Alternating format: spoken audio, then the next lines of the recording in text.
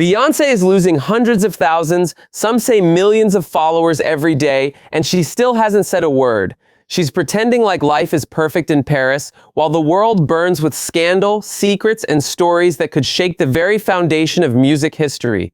But here's the thing, maybe it's not her place to speak. Maybe she knows too much. Because if the rumors are true, and they're coming from someone who was right there at the beginning, then Beyoncé isn't just caught up in this mess, she helped build it. Aubrey O'Day is back, and this time, she's not holding anything back.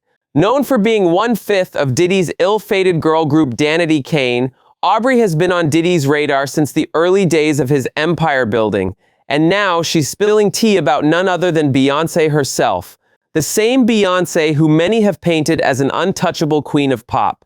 But according to Aubrey, Beyoncé wasn't just watching from the sidelines, she was deep inside the machine, tangled in ways the public never imagined. Let's rewind a bit.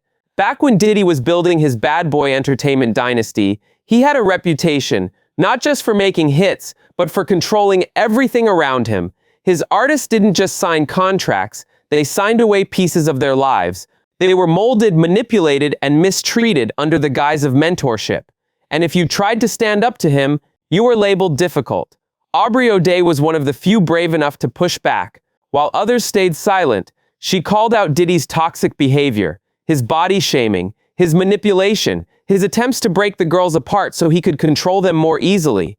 But what makes Aubrey's latest revelations so explosive is that they don't stop at Diddy, they lead straight to Beyoncé. Yes, you heard that right.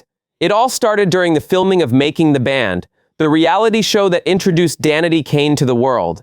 That same show also featured another rising group, another set of young hopefuls trying to make it big in an industry run by gatekeepers like Diddy.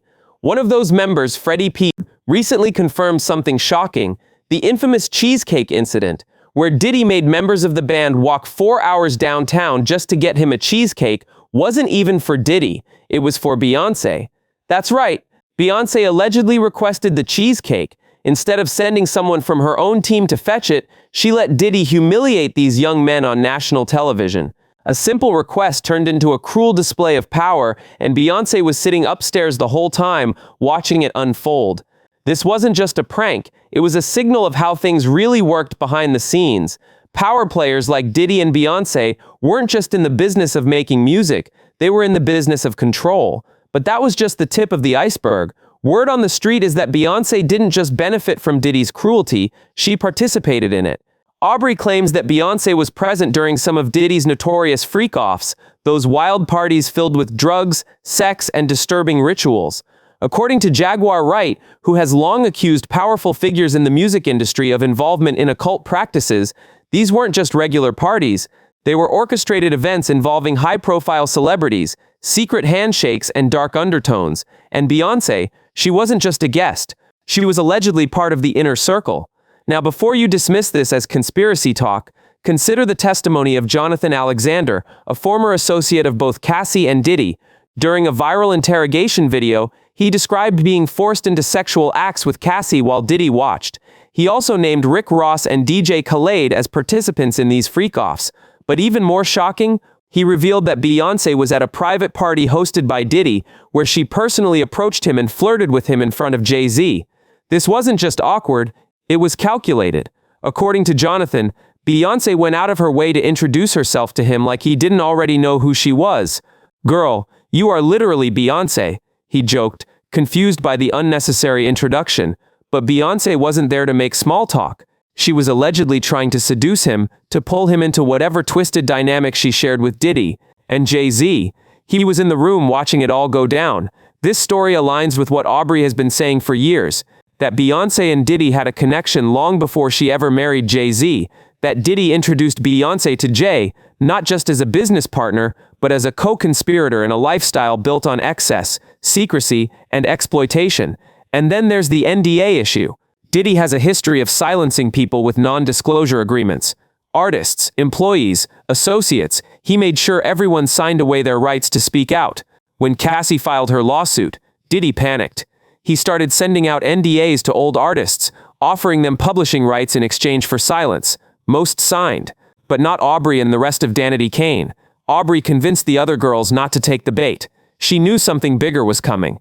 She knew that if they signed, they'd be tied to Diddy forever. Meanwhile, Beyoncé? She never had to sign an NDA. Not because she was innocent, but because she was complicit. This isn't just about infidelity or shady business dealings. It's about a culture of silence, a system designed to protect the powerful at any cost. And Beyoncé, whether willingly or not, became part of that system. So why is this coming out now? Because the dam has finally broken. Cassie's lawsuit opened the floodgates.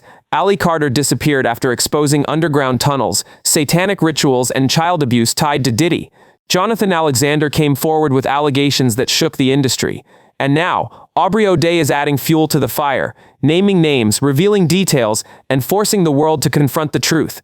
Beyoncé has remained silent throughout it all. No interviews, no statements, just concerts in Paris, photo shoots with her children, and carefully curated moments of motherhood. But silence speaks volumes. And in a world where victims are finally being believed, silence looks less like innocence and more like guilt. The question now is, how deep does this go? Is Beyoncé just another victim of Diddy's manipulations? Or did she play an active role in maintaining the system that allowed him to thrive? Did she use her influence to protect him, to cover for him? And what about Jay-Z? Was he aware, complicit, or simply blind to the reality of his wife's past? We may never get answers.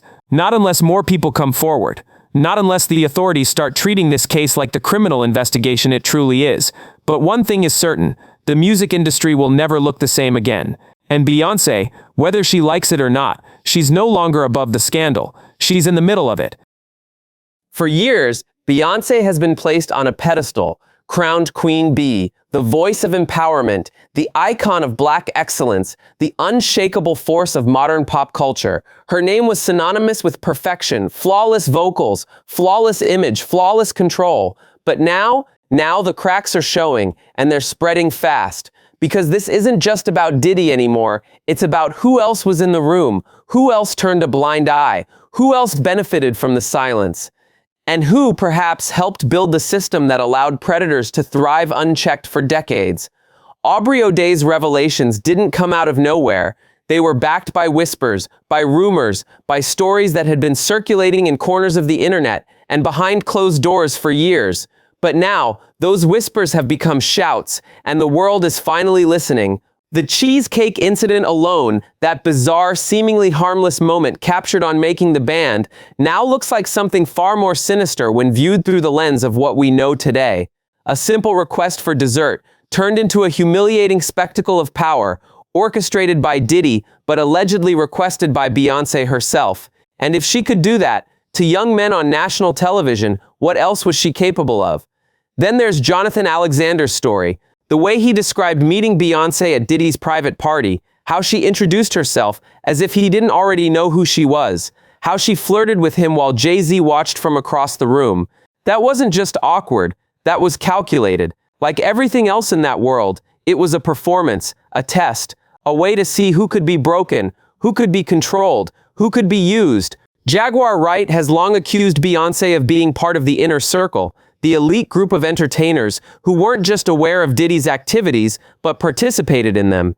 She's called out names like Rick Ross, DJ Khaled, and even Denzel Washington. But now, with Aubrey stepping forward and aligning her version of events with what others have said, the spotlight is shining brighter than ever on Beyoncé, and yet she remains silent. No interviews, no statements, no social media posts, just performances in Paris, carefully curated family photos, and high-fashion photo shoots. To some, it looks like she's trying to ride out the storm.